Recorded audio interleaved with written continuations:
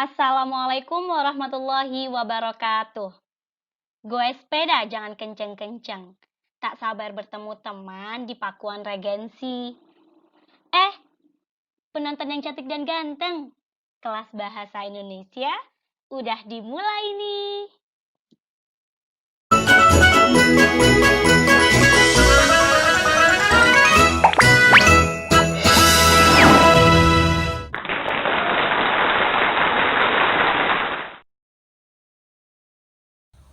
Hai anak-anak semuanya, bertemu kembali di kelas Bahasa Indonesia. Kali ini Ibu Nelul akan mengajak anak-anak untuk belajar bersama tentang jenis-jenis teks berita dan unsur-unsur teks berita. Ada apa saja di dalamnya? Yuk kita pelajari lebih lanjut. Berita dapat dibedakan menjadi beberapa kategori menurut berat ringan isi berita, lokasi, peristiwa, sifat, dan topik. Nah, jenis-jenis teks berita dibagi menjadi 5. Yang pertama adalah berita langsung. Berita langsung adalah berita yang ditulis untuk melaporkan peristiwa secara tepat. Tujuannya agar suatu peristiwa dapat sesegera mungkin dihadirkan kepada pembaca. Berita langsung ditulis secara singkat, lugas, aktual, dan menarik. Kita sering menemukan contoh berita langsung di televisi seperti acara berita Sekilas Info, berita terkini, dan lain sebagainya. Sebagian besar halaman depan surat kabar berisi berita seperti ini, yakni berita langsung. Selanjutnya adalah berita mendalam. Berita mendalam adalah berita yang dikembangkan secara lebih mendalam dari sebuah peristiwa. Dalam berita mendalam, peristiwa dikupas tuntas secara detail. Seperti contoh berita yang baru-baru ini terjadi, yakni kebakaran kantor Kejaksaan Agung di Jakarta. Beberapa media membahas dengan mendalam tentang peristiwa ini. Di dalamnya terkandung informasi mengapa sebuah peristiwa itu terjadi, bagaimana proses terjadinya, bagaimana dampaknya, dan apa yang harus dilakukan di masa-masa mendatang agar peristiwa serupa tidak terulang lagi. Selanjutnya, yakni berita penyelidikan. Berita penyelidikan ditulis berdasarkan penyelidikan suatu peristiwa. Data-data biasanya dicari atau diperoleh dari berbagai sumber yang kompeten. Berita ini biasanya terkait dengan upaya wartawan membongkar suatu kesalahan. Contohnya, seperti yang sering kita lihat di acara televisi, ada berita tentang pedagang bakso yang menggunakan borak misalnya. Nah, di dalam berita tersebut membahas dan menyelidiki mengapa pedagang menggunakan boraks dalam baksonya, lalu tujuannya apa, motifnya apa. Selanjutnya adalah berita interpretasi.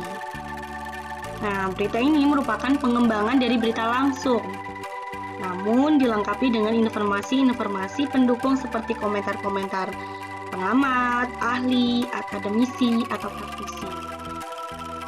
Juga dilengkapi data tambahan dan latar belakang masalah.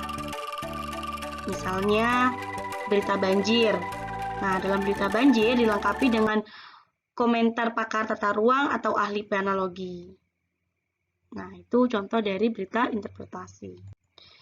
Biasanya data frekuensi juga sering ditambahkan, misalnya selama setahun berapa kali daerah itu dilanda banjir, sehingga tersaji secara detail dan lebih lengkap.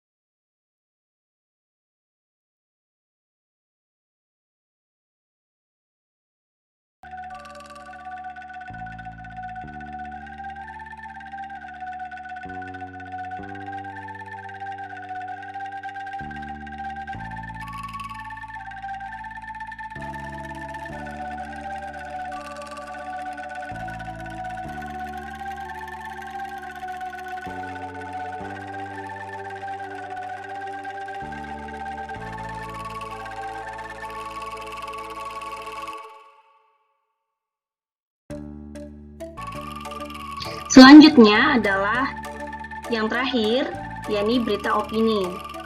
Berita opini adalah berita yang bersumber dari pendapat atau opini orang lain tentang suatu peristiwa.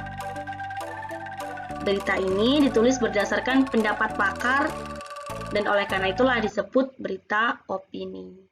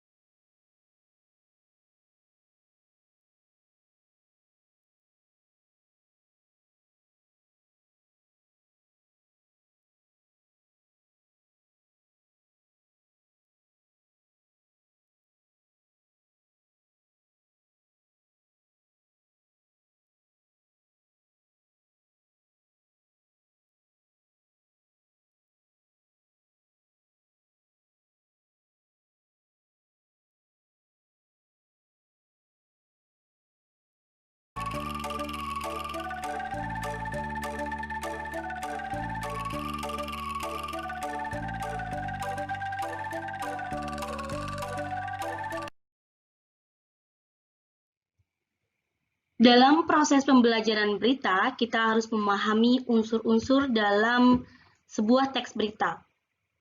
Unsur-unsur berita tersebut dalam bahasa Indonesia juga disebut adik simbah atau yang biasa kita sebut dengan 5W plus 1H. Ada apa saja di dalamnya? Yang pertama ada what atau dalam bahasa Indonesianya adalah apa. Nah, dalam what berisi pernyataan yang dapat menjawab pertanyaan apa, kejadian atau peristiwa yang diberitakan. Selanjutnya when. When artinya kapan. Maka di dalam berita tersebut menyebutkan kapan waktu kejadian peristiwa berlangsung. Yang selanjutnya ada where, artinya di mana. Berita berisi deskripsi lengkap tempat kejadian. Di mana tempat kejadiannya? Apakah di rumah atau di suatu negara? Di mana? Seperti itu. Nah, selanjutnya ada who. Seperti artinya, yakni siapa, maka dalam berita memuat keterangan orang-orang yang terlibat dalam peristiwa. Siapa saja yang terlibat? Orang-orang tersebut diberitakan oleh pembuat berita atau penulis berita. Selanjutnya ada why. Mengapa? Mengapa berita tersebut? Mengapa peristiwa tersebut terjadi? Berita membuat alasan, sebab atau latar belakang terjadinya peristiwa. Dan yang terakhir adalah how, yakni bagaimana. Berita menjelaskan proses kejadian suatu peristiwa dan akibat dari peristiwa tersebut. Jadi bagaimana peristiwa tersebut terjadi? Seperti itu. Nah, itulah dia unsur-unsur teks berita yang dirangkum dalam Adik Simba atau 5W plus 1H. Dan unsur-unsur penting ini harus ada di dalam teks berita. Demikianlah penjelasan dari jenis dan unsur-unsur teks berita. Sampai bertemu di kelas selanjutnya ya. Dah!